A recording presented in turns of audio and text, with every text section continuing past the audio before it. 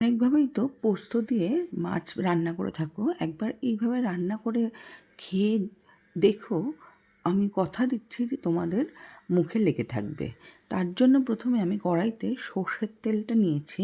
এখানে আমি প্রায় এক হাফ কাপের মতন সর্ষের তেল অ্যাড করেছি। অ্যাড করে খুব ভালো করে গরম করে নিয়ে এবারে মাছগুলোকে নুন হলুদ মাখিয়ে রেখেছিলাম কেটে বেছে ধুয়ে, সেটাকে এবারে খুব সুন্দর করে ধিমে আঁচে ভেজে নিচ্ছি।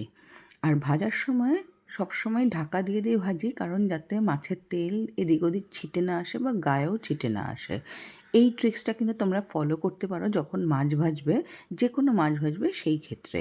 আর যখন মাছ দেবে তখন লো ফ্লেম করে রেখে তারপরে মাছ দেওয়ার পর ঢাকা দিয়ে হাই ফ্লেম করে দিলে পরে মাছটাও কিন্তু সুন্দর সুসেদ্ধ হয় আর সাথে ভাজাটাও খুব ভালো হয়।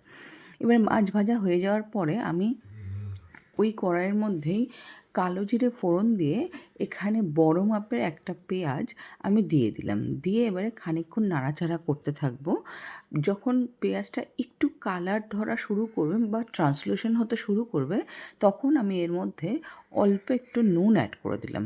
এখানে কিন্তু একেবারেই আমি নুনটা অ্যাড করেছি, এর পরবর্তীকালে আমি কিন্তু আর কোনো নুন অ্যাড করব না।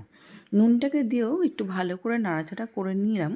নেওয়ার পরে আমি এখানে একটা বড় মাপের টমেটো স্লাইস করে কেটে রেখেছি, সেটাকে দিয়েও এবারে নাড়াচাড়া করব প্রায় মিনিট 3-4 ধরে। যখন টমেটোটা হালকা হালকা গলে আসবে সেই পর্যায় পর্যন্ত, টমেটো কিন্তু সম্পূর্ণভাবে গলিয়ে দেব না।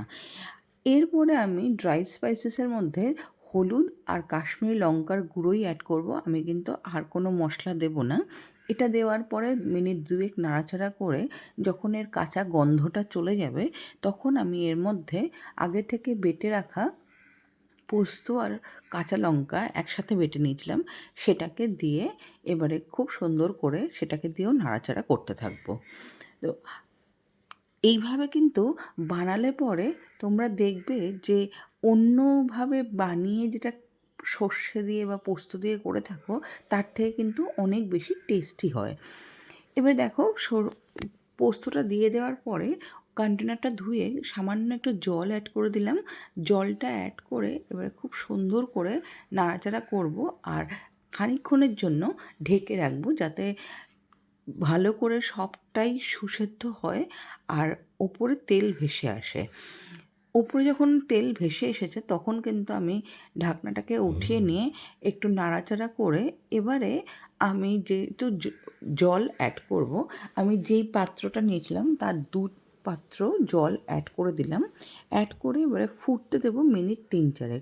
যখন ফুটে উঠবে তখন কিন্তু আমি ভাজা মাছগুলোকে এক এক করে প্লেস করে দেবো।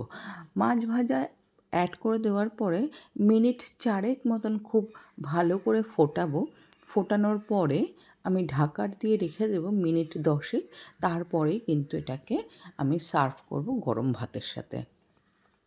এটা কিন্তু গরম ভাতের সাথে খেতে অসাধারণ লাগে। এছাড়াও তোমরা চাইলে এটাকে বাসন্তী পোলাও বা সাদা পোলাওয়ের সাথেও কিন্তু সার্ভ করতে পারো, খুব ভালো যাবে এটা।